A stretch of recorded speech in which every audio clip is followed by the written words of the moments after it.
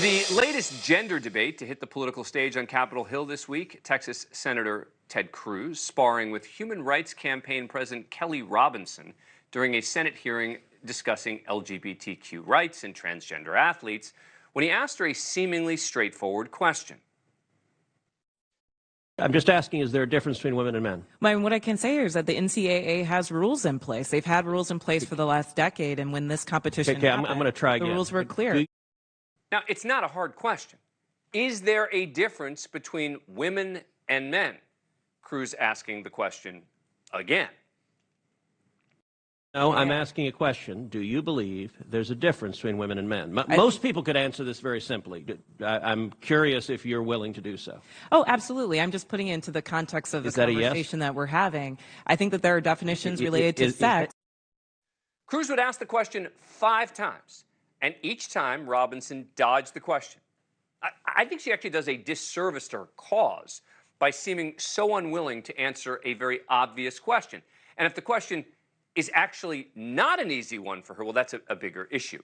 John Fugelsang, what do you make of it? I mean, you would think that she'd be better prepared for that question facing that kind of questioner. Is that a hard question? Is that one you have to prepare for? If you're the head of Human Rights Watch, I mean, I'm a clown with a radio show, and I'm ready for a question like that. But I do. And what's your answer to that? My answer is that there's cisgender women and transgender women. That's my answer. But isn't your answer, can't you just say, yes, there's a difference between men and women? Of course there is. Yes, there's a difference between men and women. Okay. Yeah. That's it. But this is about Ted Cruz, and it's Thirsty Thursday, so let's talk about Thirsty Ted. Ted Cruz punching down, beating up on trans people. Look, we can't do Muslims anymore. We're not beating up on gay people who want to get married anymore. Undocumented immigrants and migrants, they're still good. But the scapegoat of the year is transgender children, transgender troops who want to serve their country. And it's Ted Cruz picking on marginalized people to give the illusion that he's doing something for Americans. But she doesn't help the cause. Not at all. Right? Not at all. She ate it. She of all the professions. You run Human Rights Watch. You should be ready for a question like that. Ted Cruz raised a lot of money off of it. Yeah, he did. I guess my question is, this is the world's most deliberative body? That's what the United States Senate calls themselves. But this is the hottest issue. I mean, this is the single... Donald Trump made this point, right? That he talks about tax cuts. He talks about all the typical issues. No one cares. He talks about transgender issues. Cheers. It's been 5 years of entertainment. I have to say, I think that is so wrong. I think that, I mean, Ted Cruz's view on this represents where probably 90% of Americans are at. It's completely not bigotry to say that there's a difference between men and women.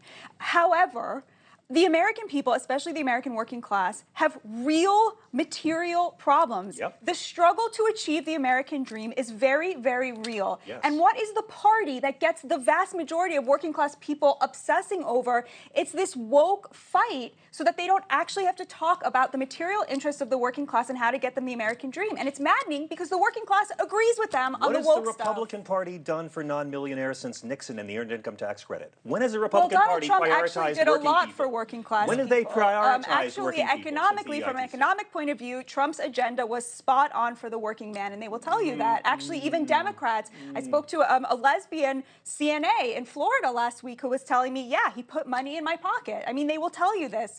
Right, he did a lot for them from an economic of that point tax of view. cuts benefits went to the top 1%. Okay, They're well, not the working class party. I mean, we're agreeing, which is that the Republicans who get the vast majority of working class votes do absolutely nothing for those people from an economic point of view. Amen. Trump did a lot for them, and now they're trying to drag the party back to the Final thought, Leland? pre-Trump free markets. I think about Western Pennsylvania. I think about Eastern Ohio. I think about rural Georgia.